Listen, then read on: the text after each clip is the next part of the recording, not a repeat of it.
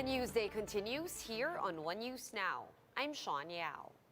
With the recent uptick in COVID-19 cases, is it about time to raise the country's alert level? Let's get insights from former NTF advisor Dr. Tony Leachon. Good afternoon, Dr. Leachon. What is your reaction or what are your thoughts on the increase in COVID-19 cases in the past week? You did mention in a post on social media that we are facing a perfect storm. Can you tell us why?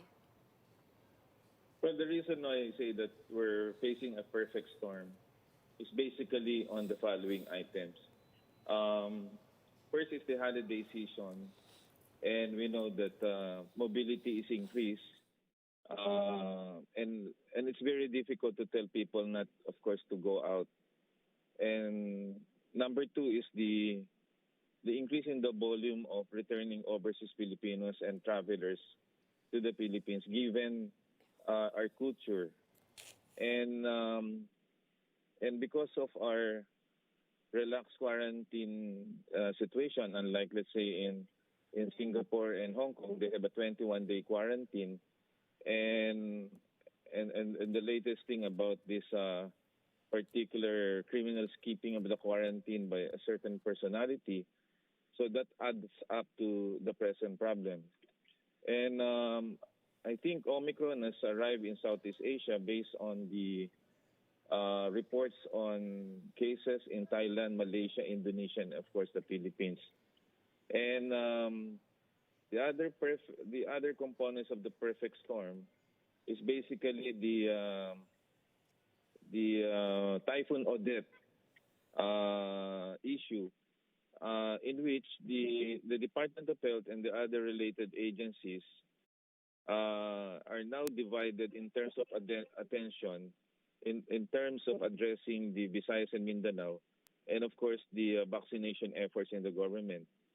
The vaccination efforts in the government have been stalled because of the holiday season. And we know that with the Delta variant and, of course, a combination of Omicron and the Delta variant, you need 3 doses, 2 primary, or in case of the Johnson & Johnson, you need, of course, 2 doses plus a booster. And the national vaccination rate in the country is around 40%. And in order, of course, to stall any particular viral transmission, you need around 70%. So, and that's the situation that we are facing right now. That's why I call it a perfect storm. It's not the fault of each one, but because of the 2 variables, the holiday season, because of the increase in terms of mobility, the Typhoon Odette season, and of course the arrival of tourists and travelers from the countries with mega surges, particularly the United States of America. Right. Now, Dr. Leachon, I'm sure you've seen the numbers, the reproduction rate going up, the doubling rate, the positivity rate, they're all up. A lot of chartists and data scientists are saying this is actually following the pattern of Omicron in those countries that got hit first. Would you say, and you already said, of course, it's in Southeast Asia, probably here in the Philippines, would you agree then that this is likely also being exacerbated by the spread of the Omicron variant? This is definitely a pattern observed with Omicron in different countries. Like, for example, in the U.S., in Europe, you have 183,000. In the UK, 600,000, a world record for the USA right now with other countries. It's milder in presentation, but it is rapidly transmissible. And on a day-to-day basis, you have a doubling, of course, of your cases. The positivity rate last December 20 was around 0.9. Yesterday, it was 6.6, right? It's about 8, going to the 10%, and you have a reproduction number of 2. These are clear indicators that we're dealing with the Omicron. The reason why it's milder because of the blunted response, since the NCR is one particular region, you have 90 to 100% in terms of the vaccination rate. But of course, we know that we started last March and the antibody responses may actually be low at this time after 6 months, and that's the reason why we're trying to ramp up the giving of the boosters and shorten the waiting interval from 6 months to about 3 months. But we cannot execute that because we are right now in the holiday season. First order of business next week, during the first week of January, we need to ramp up the vaccination effort as well as the booster program of the government and tighten up in terms of masking and, of course, social distancing. Right. Dovetailing off of what you just said, Dr. Leachon, Octa research says 8,000 cases per day is very much possible by the first week of January. That's already in a week. Are you seeing, cases really rising to 8,000 by then, given the quick rise of the numbers and the doubling rates and all these, all these coefficients? I think the projection of the Octa may be accurate based on the actuarial analysis, and it might be more unless otherwise the Filipinos are not actually alerted as to the kind of situation that we have right now. And it's a good thing that the Department of Health has deferred. They had this particular decision to not post the infographics, the 4 p.m. case bulletin. But I heard that they would continue to do this because they cannot afford to change communication platform in the midst of a Omicron surge. And knowledge is power, and we need really to update the Filipino people regarding this. So I think the projections of Octa, 8,000 in the first week to 10,000, I think that's something like my thinking process as well, based on the trending process that we see right now in the charts, not only by Octa, but different data analytics experts coming from the UP and other universities. Right. Having said that, Dr. Leachon, what do you think should be done about our alert level? We are, of course, under extended alert level 2 until the middle of January, January 15th. Should the alert level be upgraded as early as now? I think the first thing they need to do in dealing with variants is actually to review and revisit their quarantine period. I think Hong Kong is doing a fine job. If you're gonna look at the Johns Hopkins University record of Hong Kong, it's actually a flat line because of their prolonged quarantine period of 21 days. So we need to revisit the 14 days and, of course, the frequency of the testing, because variants will only be coming from other countries. And we need to shrink the problem so that we can manage the situation here. Of course, we need to find out whether it's a local transmission. So we need to assume that, considering we're waiting for 2 tests, the test of the husband of Omicron number 4 plus the 22 contacts, plus this one is keeping the quarantine.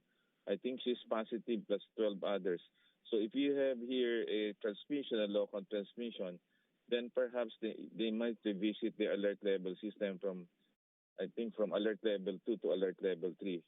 I'm not in favor of lockdowns given our economic situation, but we need to enhance on the other pillars aside from the travel restrictions and, of course, border control. I think they need to do massive testing.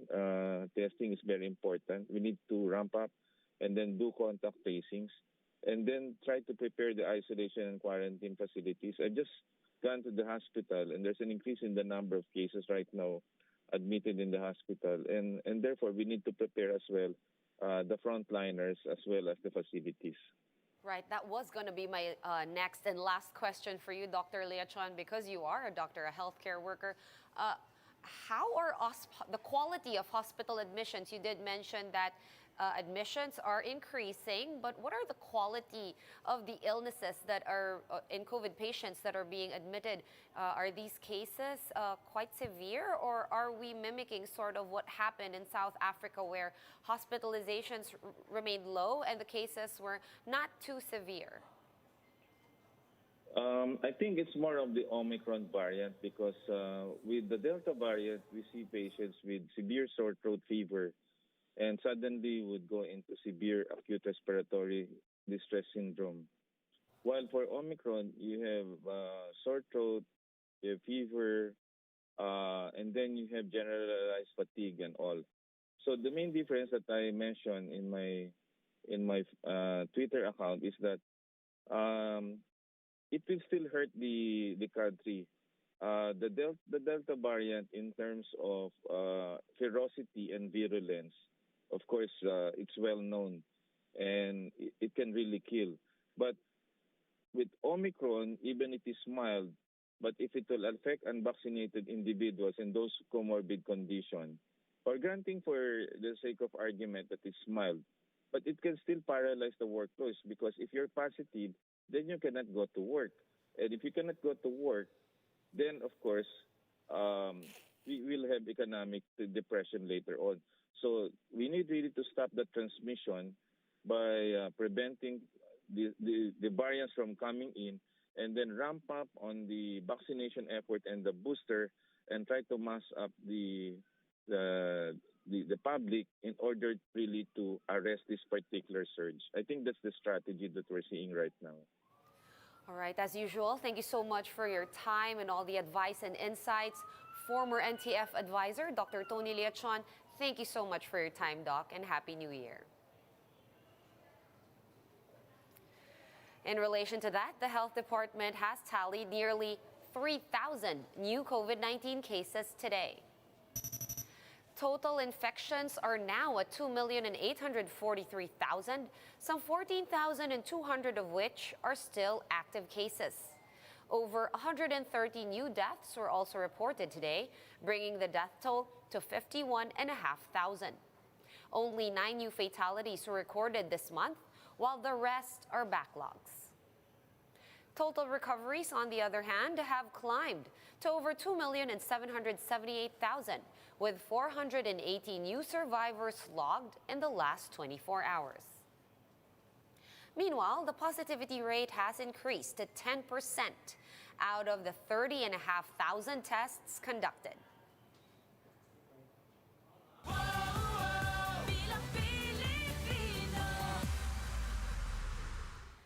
The Cusi faction of PDP-Laban has filed a petition urging the COMELEC to reopen the filing period for certificates of candidacy.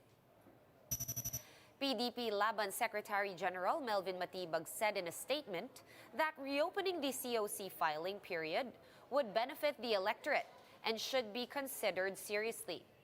Matibag added that ballot printing should not push through since there are several cases involving candidates and party lists that are still pending. PDP-Laban is left without a presidential and vice presidential candidate after initial bets Senators Bato de la Rosa and Bongo both withdrew their bid.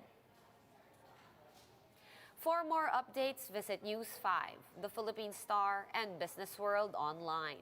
Visit our website, onenews.ph, for more in-depth analysis.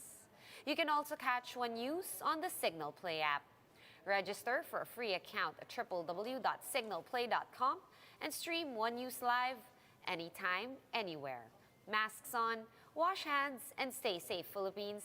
I am Sean Yao. We are One News.